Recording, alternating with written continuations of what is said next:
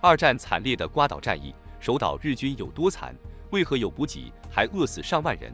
二战期间，瓜岛战役成为太平洋战争中最惨烈的战役之一。日军在这场战役中付出了惨痛的代价，守岛部队遭受严重损失，其中超过1万人因饥饿而死。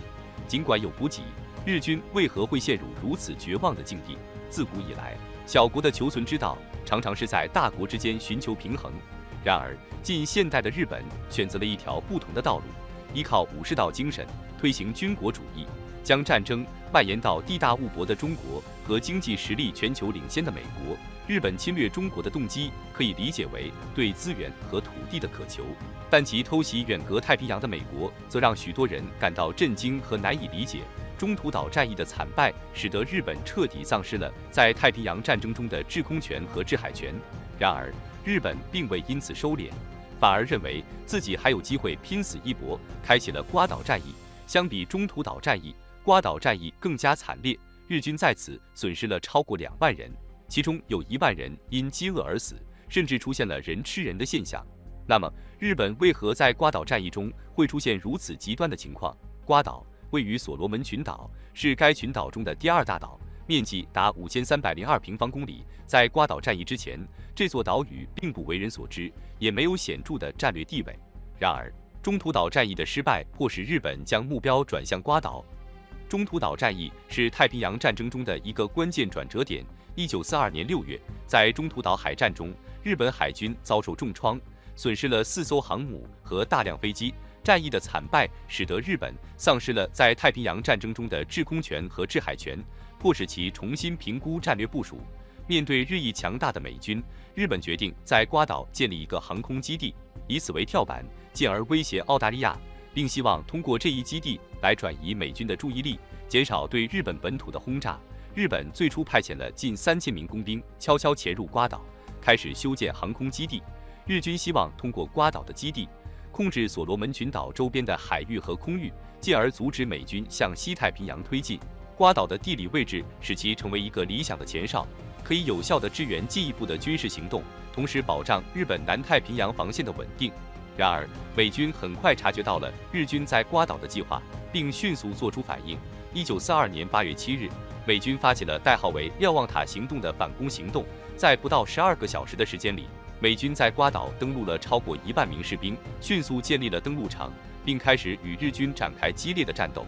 日军根本没想到会这么快被发现，在瓜岛上，他们还在悠闲地喝着啤酒，吃着米饭，完全没有意识到危险已经临近。当他们意识到美军已经成功抢滩登陆时，瓜岛的主动权已经牢牢掌握在美军手中。日军几乎毫无还击之力，日军在瓜岛的突然失利完全出乎他们的预料。当美军在短时间内成功登陆，日军才惊觉事态的严重性。然而，此时已经为时已晚，瓜岛的日军完全没有时间进行有效的防御和反击，他们的补给线被切断，战场局势急转直下。更为糟糕的是，日军甚至来不及撤退，许多修建中的航空基地材料和大量食物、冷冻加工厂都被美军缴获。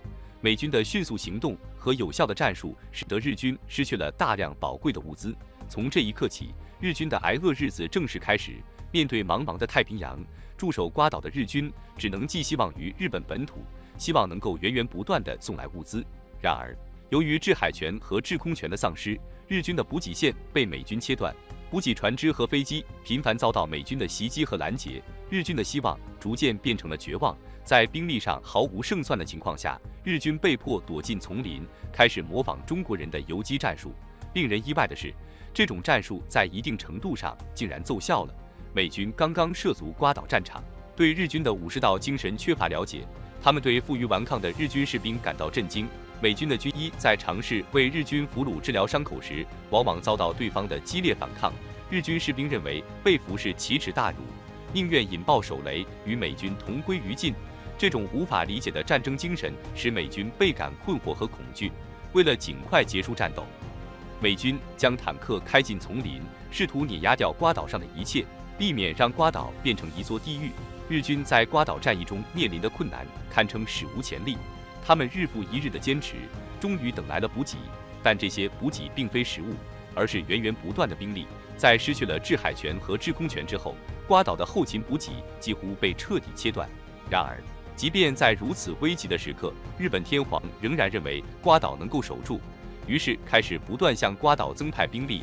第一批增援部队约有6000人。1个月后，眼见岛上的士兵面临全军覆没的危险，又增派了15000人。然而，由于缺乏可用的军舰，日军不得不在运输船和驱逐舰中塞满士兵，像沙丁鱼罐头一般，将他们趁夜秘密送到瓜岛。夜晚的海上漆黑一片，使用望远镜也无法看清，因此他们只能尽最大努力躲避美军的鱼雷攻击。这种运输方式被称为东京特快。美军发现一艘驱逐舰竟能运载如此多的士兵后，无奈地讽刺这种方式为老鼠运输。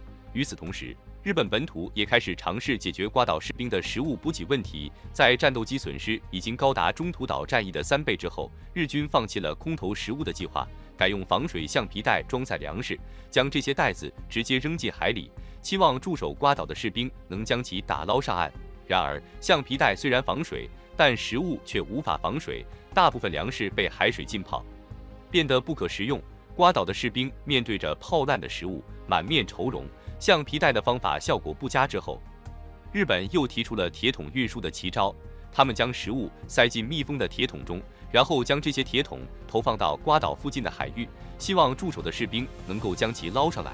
然而，这一方法同样充满了挑战和不确定性。在第一次投放中，日本向海里投放了1500个铁桶，但瓜岛的士兵仅捞到300个左右。第二次投放1200个铁桶，最终到达并被捞上的铁桶仅剩200个。在瓜岛战役期间，美军绝不会让日军轻易获得补给。美军战斗机和军舰在瓜岛附近海域频繁巡逻，一旦发现铁桶飘过，立即进行火力扫射，迫使日军只能眼睁睁看着补给被毁，却无法得到食物。据统计，日军在瓜岛战役中有长达20天时间没有任何补给。尽管日本不断向瓜岛投入食物，但实际到达瓜岛的物资非常有限，最多不超过400吨物资能够流通到岛上，但这对于数以万计的士兵来说远远不够。面对极度匮乏的食物，日军士兵只能通过摘野果、啃树根来勉强维持生存。随着时间的推移，饥饿愈发严重，日军士兵不得不采取更加极端的措施，他们开始吃人肉，有时甚至是自己同袍的尸体。美军在一次俘虏日军士兵时，发现他们竟然挖出美军尸体的心脏，用热水煮沸后食用。这一幕让美军士兵震惊不已，许多人当场呕吐。那些没有敌人尸体可供食用的日军士兵，只能割取自己同袍的肉作为食物，割块屁股肉就成了1天的食粮。靠着这种手段，日军勉强熬过了1天又1天。然而，长期缺乏营养，再加上在闷热的雨林中作战，他们很快染上了脚气病和各种痢疾。而且，由于军中缺乏医疗物品，很多士兵在热带疾病的侵袭下，最终成为瓜岛战役的牺牲品。据统计，瓜岛战役中参战的日军士兵超过4万人，伤亡达2万余人，其中有1万人并非死于战斗，而是因饥饿和疾病而丧命。这一令人震惊的伤亡数据，充分揭示了战场环境的极端恶劣和补给线被切断后日军的绝望处境。面对如此惨重的伤亡，日本天皇终于意识到，再继续战斗下去已无意义。瓜岛战役的惨败不仅是军事上的失败，更是对日军士气和战略决策的沉重打击。随着战局的恶化，日军高层不得不面对现实，决定实施撤退计划，以挽救剩余的兵力。为实施撤退，日军再次启用了被称为“老鼠运输”的秘密夜间行动。在夜幕的掩护下，日军派出战斗机和驱逐舰，悄悄将瓜岛上存活的士兵陆续撤出。这些撤退行动在夜间进行，试图避开美军的侦察和攻击。尽管过程充满危险和不确定性，但日军成功地将大量士兵撤离瓜岛。随着撤退行动的进行，瓜岛上的日军逐渐被完全清空，持续多月的恐怖瓜岛战役终于宣告结束。瓜岛战役是2战太平洋战场上的一场惨烈战役，揭示了战争的残酷和人性的极限。日军在极度困境中顽强抵抗，但最终还是被饥饿和疾病所击败。这场战役不仅是对军事战略的考验，更是对人类意志和生存能力的极大挑战。瓜岛战役的结束，标志着日军在太平洋战争中的彻底失败。这场战役不仅是军事上的惨败，更是日军在战略决策和后勤补给上的重大失误。通过这场战役，我们看到了战争的残酷和人类在极端环境中的挣扎，也提醒我们珍惜和平的可贵。